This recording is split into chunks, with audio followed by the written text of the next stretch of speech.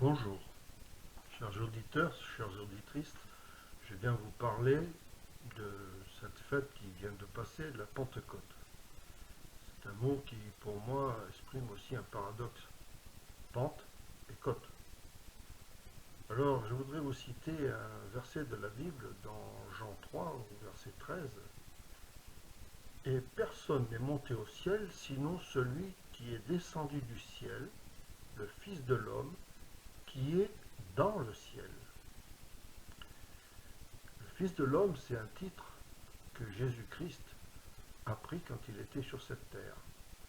Cela nous parle qu'il y a eu Adam, le premier homme, mais Jésus s'est présenté comme le deuxième Adam, et aussi comme fils de Dieu. Et donc, ça signifiait pour son époque qu'il était Dieu lui-même, incarné en chair. Non pas que Dieu s'est abaissé vers une femme pour faire des enfants, c'est totalement faux. C'est l'Esprit de Dieu qui a couvert une vierge et de là est naquit Jésus qui est sans péché. Alors, ceci étant dit, maintenant nous pouvons considérer ce que Jésus dit à propos de l'Esprit. Car la Pentecôte nous évoque la descente de l'Esprit sur les apôtres. Tout d'abord, considérons dans l'Évangile selon Jean, au chapitre 3, ce que Jésus dit à un docteur de la loi, Nicodème, et ce qu'il veut dire à propos de l'esprit de la nouvelle naissance. Je vous cite donc Jean 3 du verset 1 à 13. Mais il y avait un homme d'entre les pharisiens, dont le nom était Nicodème, qui était chef des Juifs. Celui-ci vint de nuit et lui dit, Rabbi, Rabbi veut voulant dire maître, nous savons que tu es un docteur venu de Dieu, car personne ne peut faire ces miracles que toi tu fais si Dieu n'est avec lui. Jésus répondit et lui dit, en vérité, je te dis, si quelqu'un n'est né de nouveau, il ne peut voir le royaume de Dieu. On peut comprendre la perplexité de Nicodème Nicodème lui dit, comment un homme peut-il naître quand il est vieux? Peut-il entrer une seconde fois dans le sein de sa mère et naître? Jésus répondit, en vérité, je te dis, si quelqu'un n'est né d'eau et de l'esprit, il ne peut entrer dans le royaume de Dieu. Ce qui est né de la chair est chair, et ce qui est né de l'esprit est esprit. Ne t'étonne pas de ce que je t'ai dit, il vous faut être né de nouveau. Le vent souffle où il veut, et tu entends le son, mais tu ne sais pas d'où il vient, ni où il va. Il en est ainsi de tout homme qui est né de l'esprit. Nicodème répondit, lui dit, comment ces choses peuvent-elles se faire? Jésus répondit, lui dit, tu es le docteur d'Israël et tu ne connais pas ces choses? En vérité, je te dis, nous disons ce que nous connaissons et nous rendons témoignage de ce que nous avons vu. Et vous ne recevez pas notre témoignage. Si je vous ai parlé des choses terrestres et que vous ne croyez pas, comment croirez-vous si je vous parle des choses célestes? Et le verset suivant, et personne n'est monté au ciel, sinon celui qui est descendu du ciel, le Fils de l'homme, qui est dans le ciel. On voit bien que Jésus dit bien là qu'il est descendu du ciel. Et on peut trouver dans un autre passage de ce même évangile où Jésus dit aux apôtres qu'il leur promet un consolateur, le Saint-Esprit, qui descendra sur eux et qui descendra du ciel. Et nous trouvons cela dans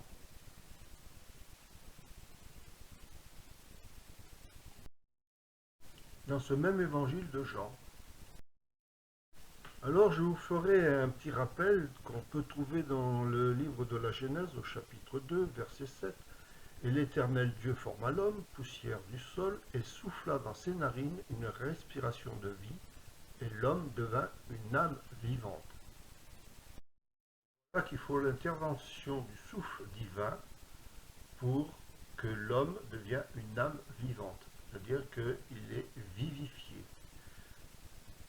Et je voudrais faire un parallèle avec ce qui est écrit dans le début des Actes des Apôtres, justement à propos du souffle. C'est parce qu'on trouve la même image que Dieu nous donne pour nous faire comprendre ce qui vivifie l'esprit. Donc je lis, je cite Actes des Apôtres, chapitre 2, de versets 1 à 4. Et comme le jour de la Pentecôte s'accomplissait, ils étaient tous ensemble dans un même lieu. Et il se fit tout à coup du ciel un son, comme d'un souffle violent et impétueux, et il remplit toute la maison où ils étaient assis. Et il leur apparut des langues divisées comme de feu, et elles se posèrent sur chacun d'eux, et ils furent tous remplis de l'Esprit Saint, et commencèrent à parler d'autres langues selon que l'Esprit leur donnait de s'énoncer.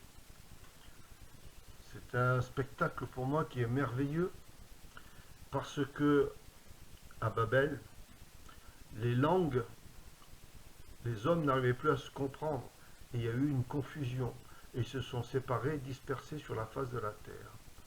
Et là, nous voyons ici qu'ils s'exprimaient dans des langues étrangères. Vous pouvez suivre dans le même chapitre que chacun s'exprimait pour annoncer l'évangile, et tous les gens qui étaient là, qui participaient à cette réunion, comprenaient ce qui était dit en leur propre langue.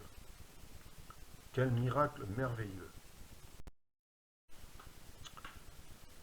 On peut dire que dans la Bible, il y a écrit 313 fois le mot esprit. D'où l'importance que ce mot a dans la Bible. Toutefois, quand nous voyons la vie de Jésus, il y avait les miracles. Mais on voit déjà dans l'évangile de Luc, au chapitre 3, dans l'évangile de Matthieu, que Jésus, qui a été dans le désert, se retrouve en face de Satan, et qu'il y a les trois tentations que nous connaissons. Et aussi, dans d'autres passages de la Bible, l'importance de Jésus qui signifie qu'il se retrouve face à des esprits immondes, qu'il les chasse, qui a aussi dans l'épisode en Marc du Gadarénien, il chasse une légion d'esprits malsains. Alors, on voit que donc que les esprits existent. Et je peux dire que si vous vous toilettez le matin, que vous regardez dans la glace, il y a une chose que l'on ne voit pas, c'est bien l'esprit. Vous voyez votre image corporelle, la chair, mais vous ne voyez pas l'esprit. Et pourtant, vous pouvez être assuré que vous avez un esprit.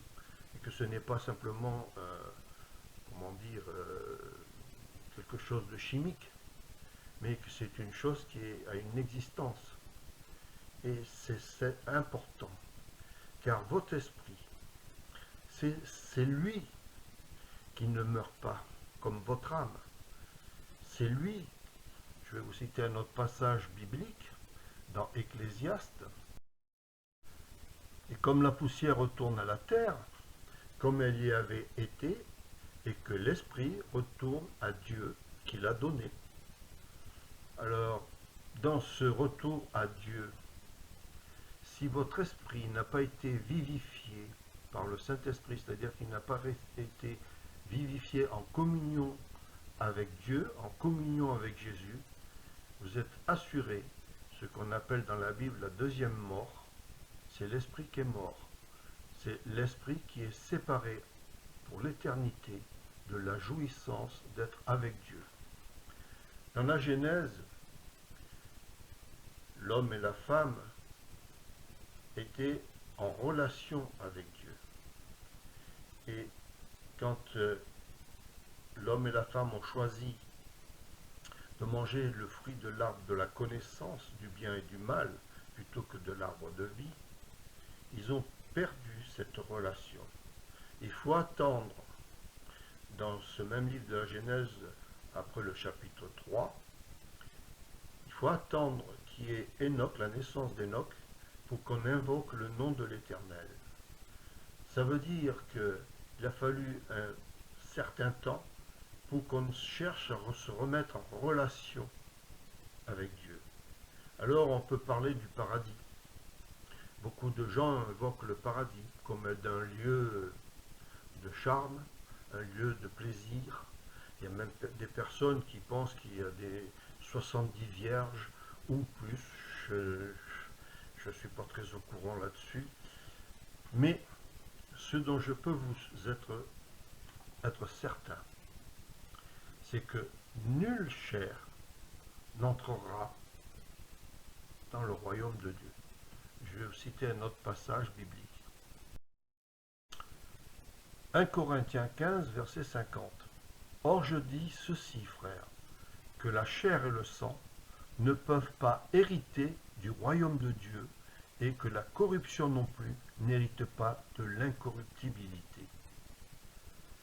Ceci veut dire que la chair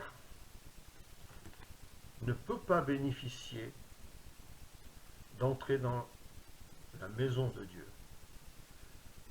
Ce n'est que l'esprit. Or, imaginez-vous que si toute votre vie, vous n'avez pas voulu de Dieu, de Jésus-Christ, comment pouvez-vous entrer dans la maison de Dieu? C'est pour cela que Jésus disait, nul ne vient au Père si ce n'est par moi. Voilà pourquoi j'insiste sur l'importance de ce qu'on appelle, nous, la nouvelle naissance, c'est-à-dire que votre esprit soit vivifié, autrement dit, rendu vivant. Et pour cela, c'est pour cela que l'Esprit Saint, d'abord, vous amène à constater que aucun homme ou femme n'est devant Dieu sans péché. Ce qui nous empêche la relation avec Dieu, c'est notre état de pécheur, nos offenses à Dieu, nos incorrections de ce que Dieu voudrait que nous soyons. Ce que vous trouvez dans Romains, tous ont péché et n'atteignent pas la gloire de Dieu. L'Esprit Saint convainc l'homme qu'il est pécheur et qu'il a besoin d'un rédempteur. Et pour cela, vous trouvez toujours aussi dans le chapitre de la Genèse, il fallait un sacrifice. Vous le trouvez dans Genèse, quand Abraham doit offrir Isaac, son fils, son unique, le fils de la promesse. Il doit le sacrifier. Et c'est ce que Dieu a fait en image. Sauf que Abraham, il s'est retourné, il voit là un substitut qui est un bélier attaché et il offre le bélier. Et de la même manière, nous sommes condamnés tous, mais il faut un substitut pour que nous soyons libérés. Et ce substitut, c'est Jésus-Christ. Lui a subi à notre place notre condamnation. Lui qui a été sans péché, ça est dit dans la Bible, lui qui est Dieu, lui qui est seul à pouvoir régler la question du péché. C'est pour cela qu'il a été crucifié. Comme il a été crucifié parce qu'il a dit « Je suis Dieu, Fils de Dieu ». Ce qui pour les pharisiens, les juifs de l'époque, était un blasphème.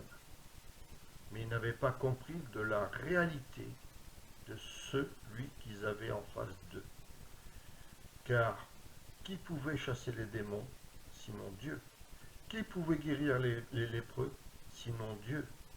Qui pouvait guérir les sourds, les aveugles, les paralytiques sinon Dieu? Et pour cela, il a subi à notre place le châtiment que nous méritions. Je voudrais vous rappeler aussi, à propos des esprits, ce que nous trouvons dans Hébreux au chapitre 12 et au verset 9. De plus, nous avons eu les pères de notre chair, c'est-à-dire votre papa,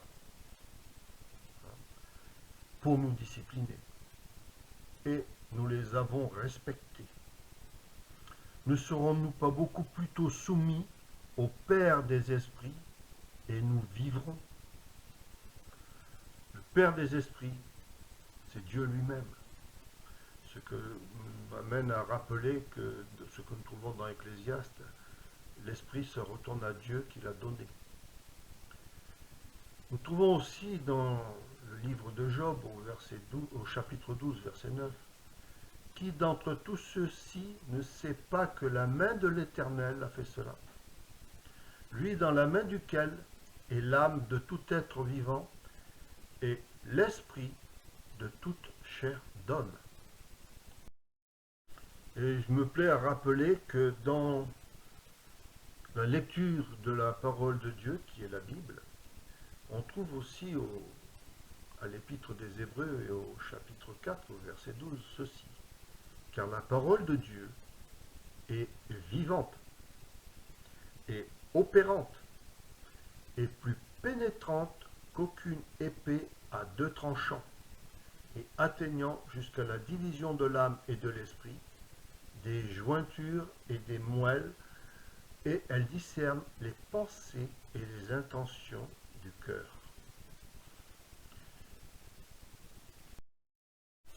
Alors, je vous invite à cette merveilleuse communion que nous avons par l'Esprit avec Jésus-Christ, avec Dieu, avec le Père. Car Jésus nous a fait connaître Dieu comme un Père. Et c'est cela qu'on appelle ça la nouvelle naissance. C'est cette naissance de notre esprit en communion avec Dieu. Vous trouvez cette merveilleuse communion dans l'Évangile selon Jean au chapitre 17. Et vous verrez qu'il y a des choses merveilleuses dans la Bible. Et je voudrais encore vous citer ceci.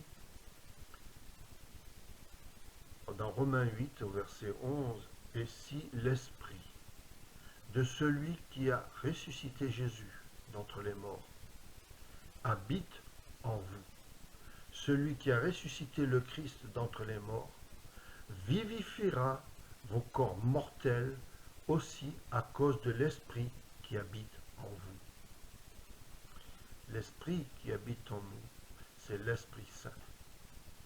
Cette importance de l'Esprit qui habite dans chaque croyant pour qu'il vive. Alors je voudrais répéter, ce n'est pas une question de religion, ce n'est pas une question de défendre la Bible, elle se défend elle-même.